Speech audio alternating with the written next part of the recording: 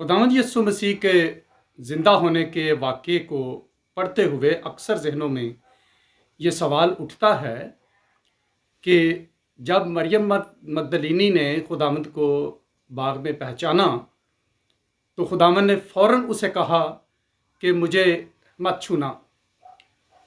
तो जबकि शाम को जब वो शागिर्दों के दरमियान ज़ाहिर हुए तो वहाँ उन्होंने उन्हें कहा मुझे छू कर देखो।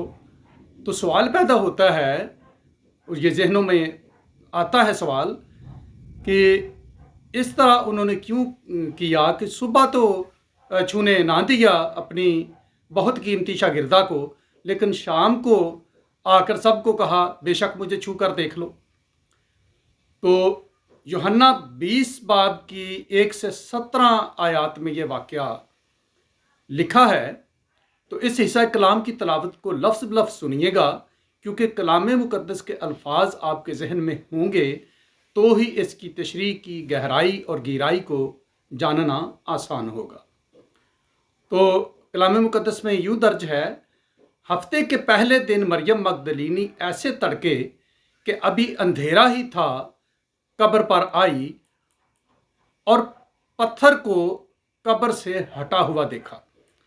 बस वो शमौन पतरस और उस दूसरे शागिर्द के पास जिसे यस्सु अजीज रखता था दौड़ी हुई गई और उनसे कहा कि खुदावंद को कब्र से निकाल ले गए और हमें मालूम नहीं कि उसे कहाँ रख दिया।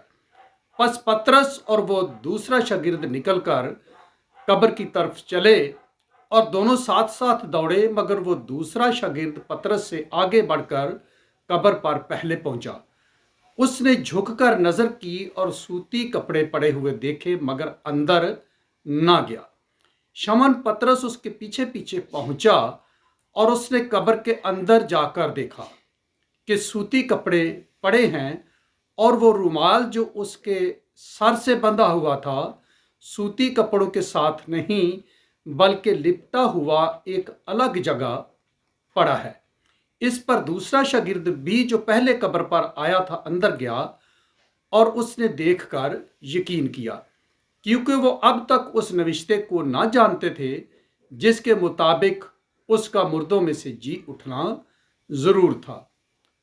बस ये शागिर्द अपने घर वापस गए, लेकिन मरियम बाहर कब्र के पास खड़ी रोती रही और जब रोते रोते कब्र की तरफ झुककर अंदर नजर की तो दो फरिश्तों को सफ़ेद पोशाक पहने हुए, एक को सरहाने और दूसरे को पैंताने बैठे देखा जहां यस्सु की लाश पड़ी थी। उन्होंने उससे कहा, ऐ औरत, तू क्यों रोती है? उसने उनसे कहा, इसलिए कि मेरे खुदावंद को उठा ले गए हैं और मालूम नहीं कि उसे कहाँ रखा है। ये कहकर वो पीछे फिरी और यस्सु को खड़े देखा और ना पहचाना कि ये यस्सु है।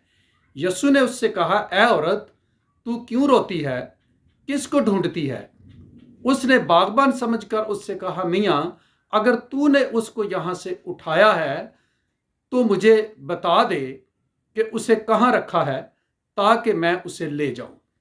यस्सु ने उससे कहा, मरियम। उसने मुड़कर उससे इब्रानी जुबान में कहा, रब्बुनी, यानी ए उस्ताद।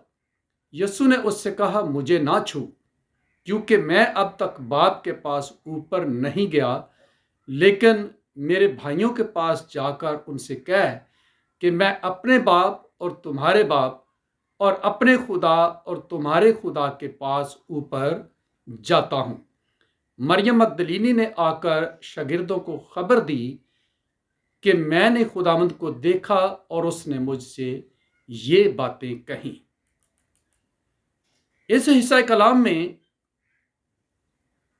आज मैं 17वीं आयत के आखिरी हिस्से पर बात करूंगा, जहां खुदावंद यस्सु मसीह ने मरियम मगदलीनी से कहा था कि मुझे ना छू, क्योंकि मैं अब तक बाप के पास ऊपर नहीं गया, लेकिन मेरे भाइयों के पास जाकर उनसे कह कि मैं अपने बाप और तुम्हारे बाप और अपने खुदा और तुम्हारे खुदा के पास ऊपर जाता हूं। کلام مقدس کے اس حصے کو پڑھتے ہوئے لوگوں کے ذہن میں یہ سوال اٹھتا ہے کہ یسوع نے خود کو چھونے سے مریم کو کیوں منع کیا؟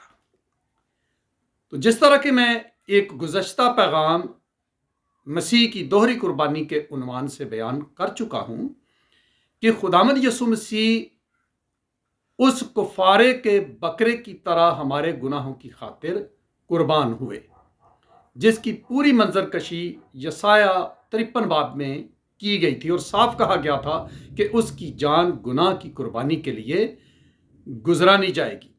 اور عبرانیوں 9 باب کی 11 اور 12 آیات میں لکھا ہے، لیکن جب مسیح آئندہ کی اچھی چیزوں کا سردار کاہن ہو کر آیا تو اس بزرگ تر اور کامل تر خیمے کی راہ سے، جو ہاتھوں کا بنا ہوا یعنی اس دنیا کا نہیں، اور بکروں اور بچڑوں کا خون لے کر نہیں بلکہ اپنا ہی خون لے کر پاک مکان میں ایک ہی بار داخل ہو گیا اور ابدی خلاصی کرائی۔ یسوع مسیح کے حق میں معتبر نبی یوحنا بپتسمہ دینے والے نے کہا تھا، دیکھو یہ ہے خدا کا برہ جو دنیا کا گناہ اٹھا لے جاتا ہے۔ تو مطلب یہ ہوا کہ مسیح مصلوب کفارے کا برہ بھی تھے اور خود ہی وہ سردار کاہن بھی تھے جس نے اپنا ہی خون پاک ترین مکان میں خدا کے آگے پیش کرنا تھا۔ تو یہاں مریم مگدلینی کو خداوند یسوع در حقیقت یہی کہہ رہے تھے کہ ابھی میں اپنے اور تمہارے خدا کے آگے اپنا خون لے کر پیش نہیں ہوا، اس لیے ابھی مجھے مت چھو۔ کیونکہ جب شام کو وہ اپنے شاگردوں کے درمیان ظاہر ہوئے تو انہوں نے کھلے طور پر کہا کہ مجھے چھو کر دیکھو کہ میں وہی ہوں، جس کا مطلب یہ ہے کہ اس وقت تک وہ اس خون پیش کرنے والے سردار کاہن کا فریضہ ادا کر چکے تھے۔ اب چھوئے جانے میں کوئی مسئلہ نہیں تھا، لیکن سوال ابھی بھی باقی ہے کہ مریم کو چھونے سے منع کیوں کیا؟ تو بات یہ ہے کہ اخبار 16 باب کے مطابق کفارے کا خون پاک ترین مکان میں سردار کاہن کے سوا اور کوئی نہیں لے جا سکتا تھا، کوئی جونیئر کاہن بھی نہیں۔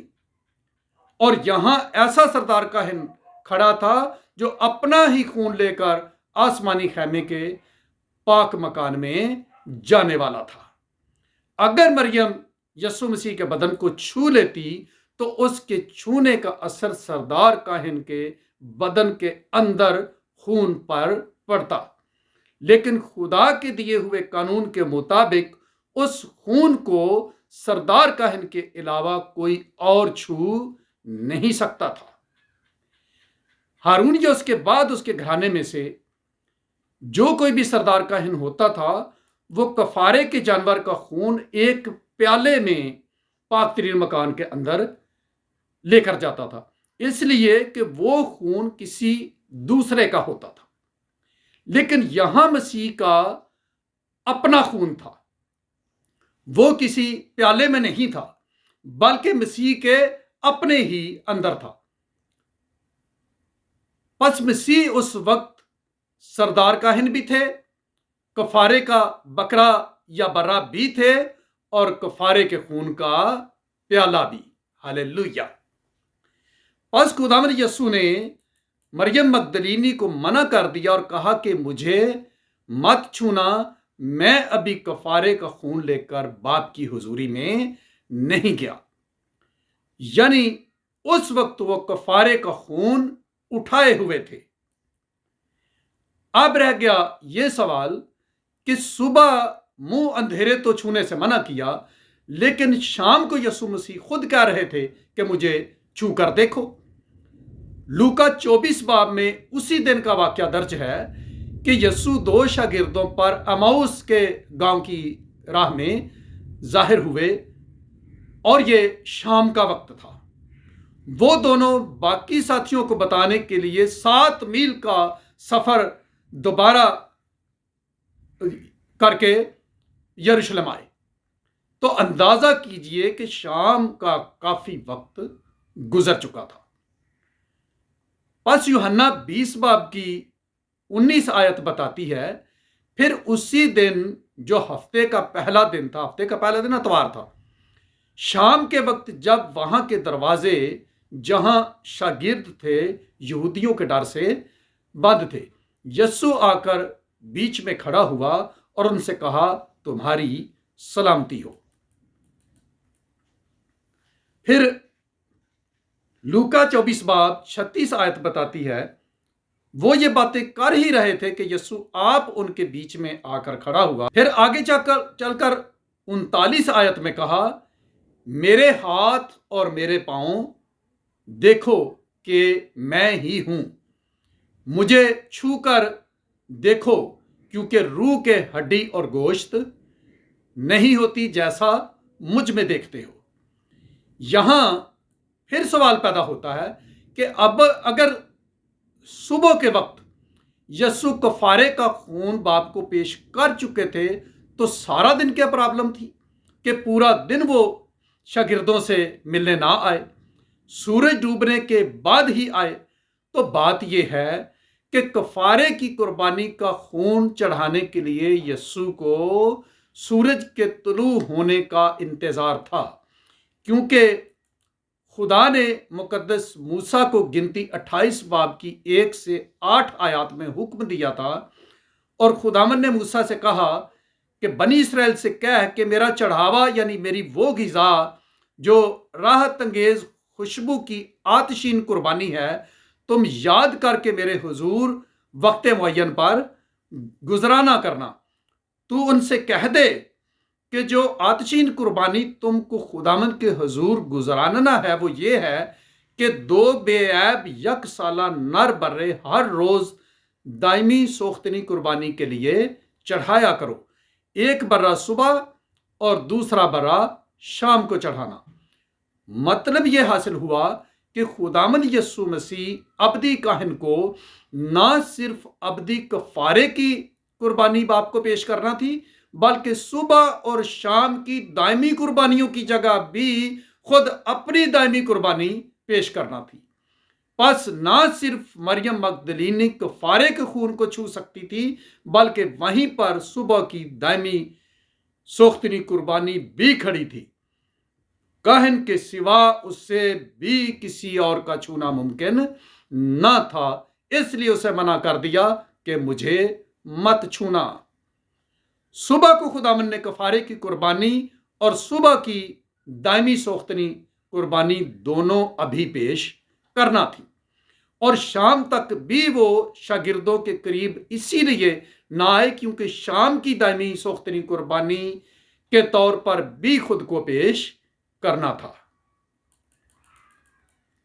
लेकिन ये चूंकि कुर्बानी भेड़ बकरियों की ना थी जिसका असर महदूद वक्त तक रहता, बल्कि ये अबदी जिंदगी की हामिल हस्ती की अबदी दायमी कुर्बानियां थी जो एक ही बार अबदियत तक के लिए खुदा को पेश कर दी गई। इसलिए शाम के बाद खुदावंद यस्सु शागिर्दों के सामने नमूदार हो गए और उन्हें कहा कि चाहो तो मुझे छू कर देख लो, लेकिन सुबह वो कुर्बानी की हालत में थे, इसलिए किसी को छूने की इजाजत ना दी। खुदावंद आपको बेहद बरकत बख्शे।